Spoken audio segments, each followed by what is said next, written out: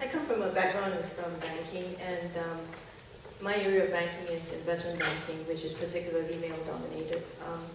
I worked in a dealing room for 15 years, and I would say, apart from the secretarial staff, the actual professional staff, out of us, maybe there were 10% of women, so I've worked in very male-dominated areas.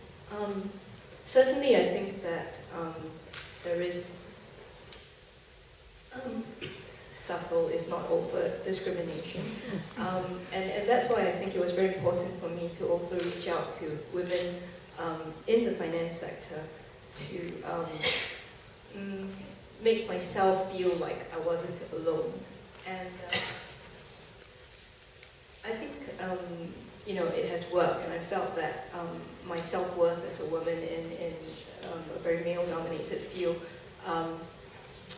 was strengthened because of that.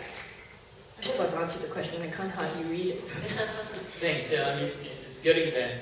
I want to expand upon that and move to another area very quickly, as we are running, you know, sort of not out of time, but moving the pace. This last week, you know, Thursday, Friday, and Saturday, I've been looking after, as it were, 160 plus women from around the world, talking about their issues in a women's conference. One of the things that came up, and I'm sure it's got some very pertinent bearing on this, and in fact, there's a question here that actually looks at that, and that is people talking of diversity and inclusiveness to embrace people with disabilities, which we very rarely think about. I mean, most often when we think about diversity for a business case, we always say men, women, color, race, religion. But what about people with disabilities? I mean, are we getting there at all in business? Or is that an area where the corporate world is very quiet, shall we say? This question up there as well. He says, more than just mirroring society, do you believe organizations have a responsibility to correct social injustices? For example, people with disabilities. I could speak on the basis of my experience in government, not in the corporate sector specifically, but many governments, and the Australian government is a good example, have defined diversity very broadly in the way that PNG has done. And people with disabilities have long been a focus for inclusion for the Australian government. So it's absolutely always been part of the definition.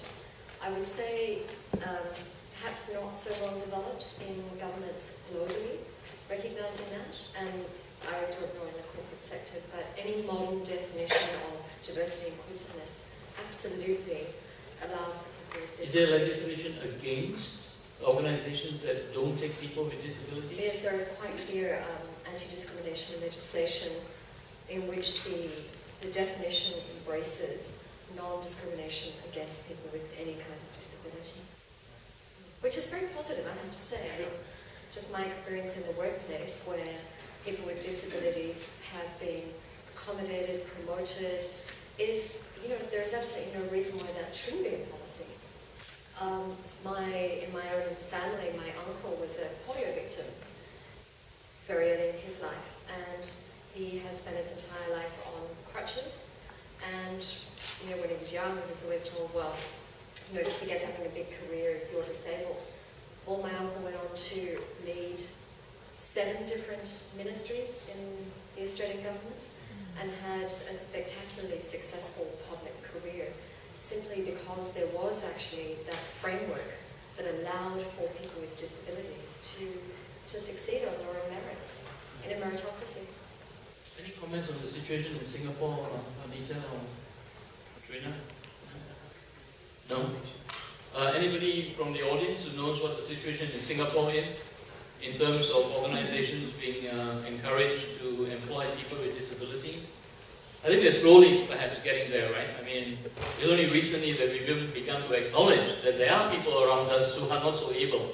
Right? I remember when I was growing up, you were not able, you always, you know, put in a very funny part of the house, shunned away, you know, and people never knew that there were people with some disabilities who were there. Any other questions that you guys want to ask? Yes, there's one over there. Yeah, Pang Hai? Fang as an SMU student, can you, I think, use the mic, because then there's some record that you were actually speaking there.